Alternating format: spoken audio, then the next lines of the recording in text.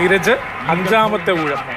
കഴിഞ്ഞ 4 ഊഴങ്ങളിൽ 3 ഫൗളായിരുന്നു എന്നുള്ള നിരാശ മാറ്റി അഞ്ചാമത്തെ ഊഴം എടുക്കുന്നു. ഇതും ഫൗളാണെന്നുള്ള സാധ്യത. നീരജിന് വീണ്ടും നിരാശയാണ്. അഞ്ചാമത്തെ ഊഴവും ഫൗളായിരിക്കുന്നു.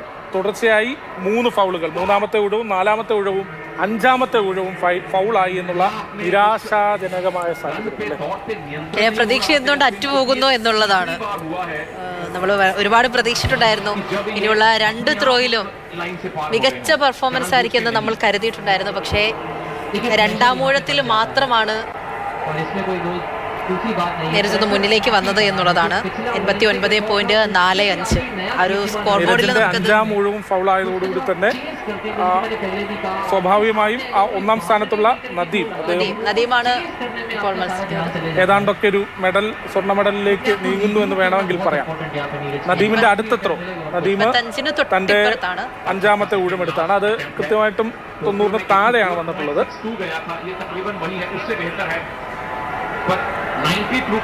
നീരജിന്റെ 5ാം ഊഴം കഴിഞ്ഞ ഒരു സാഹചര്യത്തിൽ എനിക്ക് തോന്നുന്നു ഗ്രാമത്തിലേക്കൊന്ന് പോകാം. അർജുൻ പറഞ്ഞോളൂ, 5ാമത്തെ ത്രോ നിരാശ കൂടി വരുന്നു എന്നേ പറയാനുള്ളൂ അല്ലേ? എന്നാലും നമ്മളെ സംബന്ധിച്ചൊരു ബെസ്റ്റ് പെർഫോമൻസ് ആയിരുന്നു നമുക്ക് വേണ്ടിയിരുന്നത്.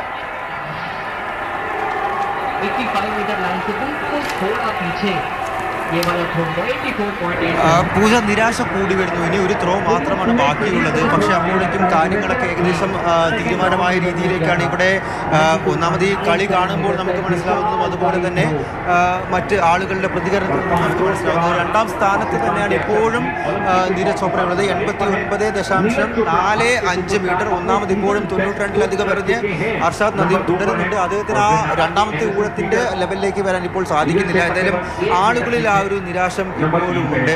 भैया एक और थ्रो बाकी है, गोल जितवा सकते हैं? जीत सकता है। आप क्या बोल रहे हैं? जीत सकते हैं भाई, उम्मीद करते हैं जीत जाए, गोल्ड मेडल ले सकता है। एक और थ्रो बाकी है। चाचा जी, एक और थ्रो बाकी है। हाँ जी, एक और बाकी है। गोल जितवा सकते हैं जी? गोल जीत सकते हैं। गोल्ड भाई चांस तो है। चांस के लिए तो खड़े हैं। പൂജ, ആളുകൾ പറയുന്നത് ചാൻസ് ഉണ്ട്, ആ ഒരു ത്രോ ബാക്കിയുണ്ട് എന്ന് ഞാൻ പറഞ്ഞ സമയത്ത് ആ ഒരു ത്രോ നമ്മുടെ ഗോൾഡൻ ബോയ് എറിഞ്ഞ് കൊള്ളിക്കും സാധ്യതയുണ്ട് എന്നുള്ള.